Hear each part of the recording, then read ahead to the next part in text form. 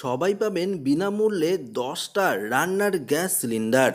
এইমাত্র মুখ্যমন্ত্রী মমতা বন্দ্যোপাধ্যায়ের বিরাট ঘোষণা। হ্যাঁ বন্ধুরা, তবে এই রান্নার গ্যাস সিলিন্ডার আপনারা কবে থেকে পাবেন, এই নিয়ে মুখ্যমন্ত্রী মমতা বন্দ্যোপাধ্যায় কী জানালো, সমস্ত কিছু আপনাদেরকে এই ভিডিওটিতে একদম লাইভ আপডেটে জানিয়ে দেব। তো বন্ধুরা, এই ভিডিওটি আপনার জন্য খুবই গুরুত্বপূর্ণ হতে চলেছে।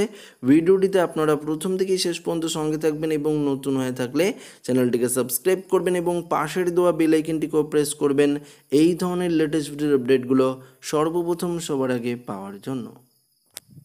লোকসভা নির্বাচন 2024-এর জন্য দলীয় ইশতেহার প্রকাশ করল তৃণমূল কংগ্রেস। আজ কলকাতায় দলের দপ্তরের ইশতেহার প্রকাশ করলেন রাজ্যের প্রাক্তন অর্থমন্ত্রী অমিত মিত্র।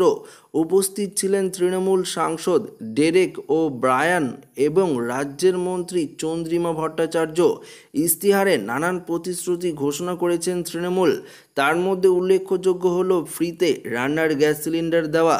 দেশের সমস্ত বিপিএল তালিকাভুক্ত পরিবারকে বছরে 10টি সিলিন্ডার ফ্রিতে দেওয়া হবে। অর্থাৎ এই পরিবারগুলি বছরে 10টি রান্নার গ্যাস সিলিন্ডার বিনামূল্যে পাবে।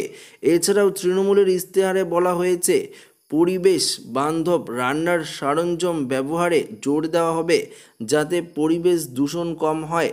এছাড়াও বলা হয়েছে পেট্রোল এবং ডিজেল ও এলপিজি সিলিন্ডারের সাশ্রয়ী মূল্য দেওয়া হবে।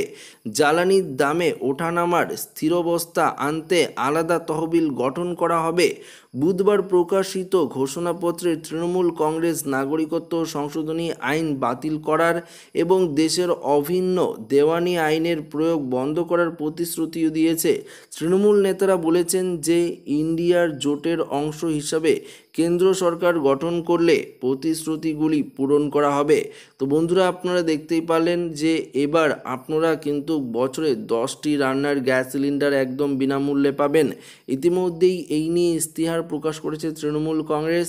এবার অপেক্ষার যে ভোটে যদি জিতে তাহলেই কিন্তু এই 10টি রান্নার গ্যাস সিলিন্ডার আপনারা একদম 1 বছরে বিনামূল্যে পেয়ে যাবেন।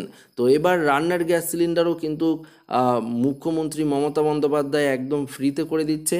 তো এটি একটি দারুণ সুখবর সমস্ত পশ্চিমবঙ্গবাসীদের জন্য। তো ভিডিওটি ভালো লাগলে লাইক করবেন, বন্ধুদের সাথে শেয়ার করবেন, নতুন হয়ে থাকলে চ্যানেলটিকে সাবস্ক্রাইব করে নেবেন।